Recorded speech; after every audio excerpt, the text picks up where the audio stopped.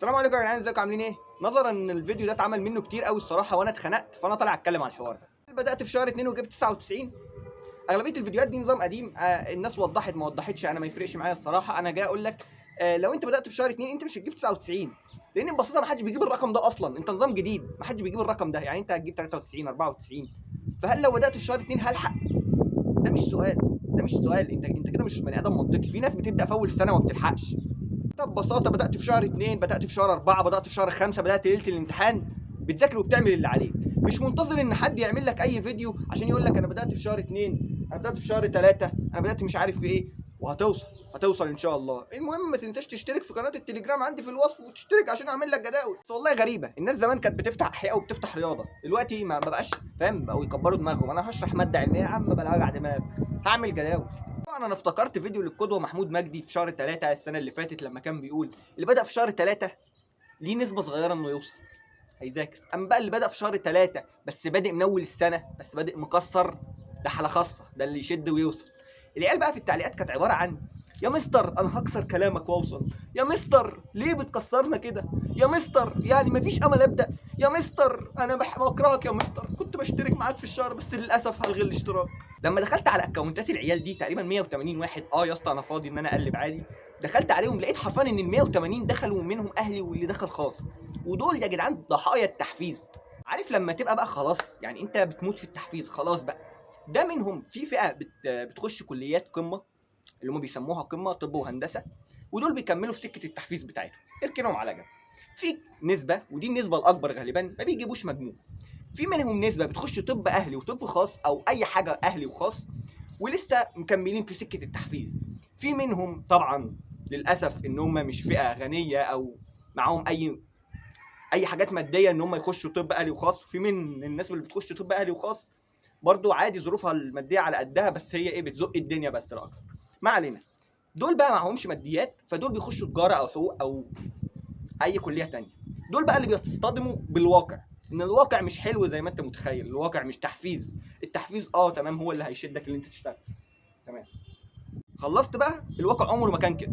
يعني انت اللي دخل اهلي وخاص لما يتخرج بقى من الكليه اللي ما فيهاش فلوس، يعني الدنيا ما فيهاش بقى فلوس، ما فيش حاجه بتمشي بالفلوس في الدنيا الا لو انت غني غنى فاحش، كده على جنب.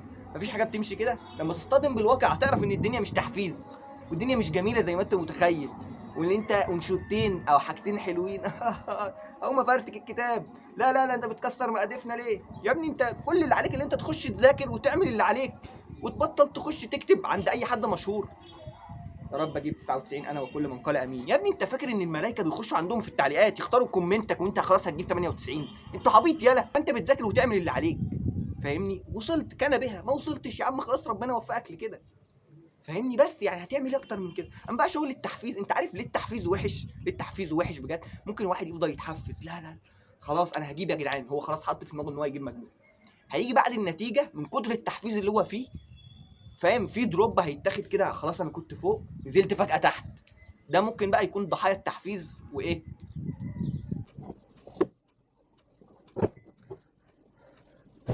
توضيح بس عشان الناس بتقلق، ليه واحد ممكن يكون فاكر نفسه ان هو هيجيب 92% وفجاه يجيب 70%؟ انا كنت عملت فيديو زي ده قبل كده يا جدعان بعد نتيجه 25، بس طبعا الناس اتهمتني بالالحاد، مش مهم يعني مش ضروري. ببساطه يا حبيب قلبي، انت دلوقتي مش شرط اللي انت حاسس في الامتحان اللي انت حالل حلو يبقى انت حالل حلو، ومش شرط اللي انت حاسس في امتحان اخر السنه اللي انت حالل وحش يبقى انت حالل وحش، طول ما انت ما راجعتش. فاهمني؟ اصل في ناس بتقول لا لا يا اسطى انا راجعت الامتحان، هو راجع 10 اسئله من الامتحان وطلعوا صح، في متبقى 40 سؤال في الامتحان عادي يعني، فاهم؟ لا لا لا خلاص انا حالل صح، انا خلاص متوقع 92%، يلاقي نفسه 71%. ليه؟ لان في باقي اسئله ما اتراجعتش. فاهمني؟ او بقى الناس اللي مثلا بتطلع على السوشيال ميديا، غالبا عيال كانت واخده ثانويه عامه محتوى يعني صباح الفل، يطلع يقول لا لا لا لا لا انا كنت متوقع يا اسطى اكبر من كده اصلا. لا لا لا، انت عارف ده بيبرر لمين؟ بيبرر للمتابعين والفانز والاهله عشان ما حدش يغلطه. فمش كل حد هيقول لك انا هجيب 94 هيجيب 94 عادي. انا يعني انا لما عملت الفيديو قلت لك انا كنت براجع وكنت متوقع ان انا هجيب كذا وجبت كذا فعلا، الناس قالت لي لا انت جاي تتكبر علينا بدرجاتك، لا لا لا لا، شوف لولا توفيق ربنا، ما هو فعلا لولا توفيق ربنا ما كنتش هجيب مجموعه، بس انا يا اسطى انا مراجع، لولا توفيق ربنا كان زمانك ممسوح بيك الارض دلوقتي. لا لا لا لا لا، يتم الغاء اشتراك يا اسطى. ما تلغيه، اعمل لك ايه؟ انا هنا بقول الكلام الواقعي. انا الممكن مش ممكن، الصعب مني يتمكن، حاجه في النص بس عشان كانت في دماغي. في ناس بتخش تقول لي انت ايه ده، انت الصافع الجديد، انت الصافع. انا معاذ يا حبيبي، انا معاذ ماشي. فمش كل حد بيجيب درجات حلوه في الشوامل هيجيب درجات حلوه اخر السنه، مش كل حد بيجيب درجات وحشه في الشوامل هيجيب درجات وحشه اخر السنه. لان وقت اللجان الهادي هو اللي بيجيب درجه اعلى عامه، مع توفيق ربنا بس، فاهم؟ لازم تشتغل، لان مش توفيق ربنا وحده هو اللي هيخليك توصل. الناس واحد دخل ساعتها قال لي يا جدعان انا ممكن ربنا يوفقني ورقتي تتبدل مع واحد مقفل. دي اعبط حاجه انا سمعتها يعني. بعد ده كله بلاقي عيال بتخش لي خاص بتقول لي انا بثق في كلامك، واضح فعلا ان انت حقاني، هل هلحق اوصل؟ بحس بجد ان انا بكلم الحيطه دي. حوار الجداول ده يا جدعان عشان منتشر قوي، لسه فاتح حرفيا لقيت واحد كمان فتح جداول.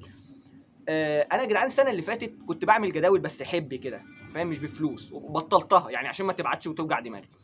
كان بتاع 35 واحد، في منهم 5 مشوا بالجدول ودخلوا طب بشري. مش بفخم في نفسي وفكك من الهري ده، دخلوا عشان مشوا على الجدول عادي، مشوا عليه تمام. ده كان جدول في شهر 2 كده. في 30 واحد ما جابش مجموع. هتقولي طبعا انت كده فاشل في عمايل الجداول، هقول لك لا، لان دول لما كلمتهم قالوا لي احنا ما مشيناش على الجدول. بعد ما خد الجدول حس بالطمأنينة ركن ودخل ينام. هو السر في اللي انت بتبدا، هو اول خطوه في اللي انت تبدا. انا ما بحفزكش، انا بكره التحفيز قوي يا جدعان. كده ان بعد شغلانات التحفيز دي كلها بتلاقي ان المدرسين في اخر السنه ما بيكرموش غير بتوع طب وهندسه. يعني انا كامل الاحترام لمستر خالد صقر، لانه اخر السنه ما بيكرمش اي حد، فاهم؟ عشان هو عارف اللي فيها، لان ده مش حوار فين. هتقول لي ايه ده؟ لا هو بيكرم الاوائل اللي عنده. ماشي يا اسطى اللي انت شايفه يعني، اصل هو طول السنه يقول لك مش شرط تخش طب وهندسه، عادي ممكن تجيب اي مجموع. هو بعد ما النتيجه ما تظهر، لو انت قلت له ان انا في تجاره غالبا هو هيعمل لك بلوك. كل مدرسين ثانويه عامه كده يعني. عامه المدرسين كانوا متوقعين ان انا مش هجيب مجموع، عادي مش مهتم. يا رب تخش تذاكر وتبطل عبط وتفكك يا اسطى من شغل الواد ده. انا فيديوهاته ما براكمهاش. انت قصدك حد على السوشيال ميديا، لو غيرت الجوده مش هتفرج عليه. بطل عبط يا اسطى وخش ذاكر بالله عليك. السلام عليكم.